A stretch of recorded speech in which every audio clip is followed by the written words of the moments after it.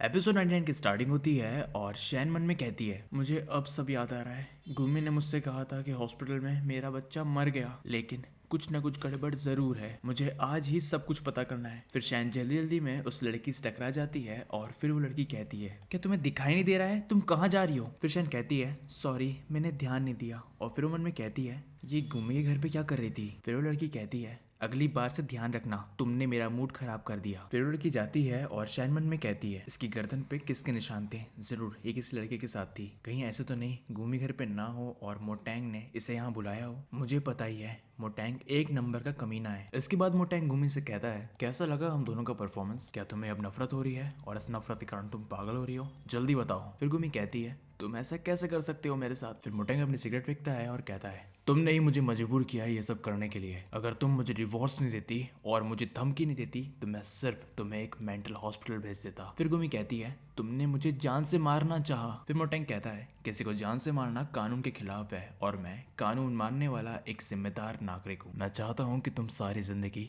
घुट घुट के मरो। फिर मोटैंग गुमी को धक्का देता है और गुमी कहती है, मोटैंग तुम जैसे चाहते हो मैं वैसा नहीं होने दूंगी। तुम चाहते हो ना मैं पागल हो जाऊं, सपने देखते रहो। फिर मोटैंग कहता है, चिंता मत करो, आज तो सिर्फ शुरुआत है। मैं इस शो और परफॉर्मेंस तुम्हें रोज दिखाऊंगा और इसके बाद मुझे नहीं लगता कि तुम इतना सब कुछ झेल पाओगी। फिर गुमी कहती है, मोटैंग तुम एक बीस्ट की तरह परफेक्ट नहीं हो। मेरे पागल होने से पहले मैं शैन को सब कुछ बता दूंगी और वो सारी जिंदगी तुमसे नफरत करेगी। फिर मोटैंग कहता है, मैं तुम्हें शैन से मिलने का मौका ही नहीं दूंगा, सिंपल। और तभी मोटैंग का ध्यान जाता है गेट के बाहर, जहाँ उसे कोई खड़ा हुआ दिखता है और फिर वो मन में कहता है, शैन यहाँ पर? फिर गुमी कहती है, शैन यहाँ पर आ गई। मोटैंग अब सब खत्म, मैं शैन को सब कुछ बता दूंगी, तुम्हारा खेल खत्म हो जाएगा। फिर मोटैंग गुमी को थप्पड़ मारता है और कहता है, अपना मुंह बंद करो, अगर तुमने कुछ कहने की या चिल्लाने की कोशिश करी तो मैं तुम्हारी जान ले लूंगा। फिर गुमी कांपने लग जाती है और मोटैंग मन में कहता है, शैन यहाँ पर आई है, मुझे तो उसे बाहर जाके अच्छे से रिसीव करना चाहिए और मैं उसे कुछ भी पता नहीं चलने दूंगा। और वहीं शैन बार बार बेल बजाती है और फिर कहती है, कोई आ क्यों नहीं रहा है? क्या घर पे कोई भी नहीं है? फिर मोटैंग बाहर आता है और वो कहता है,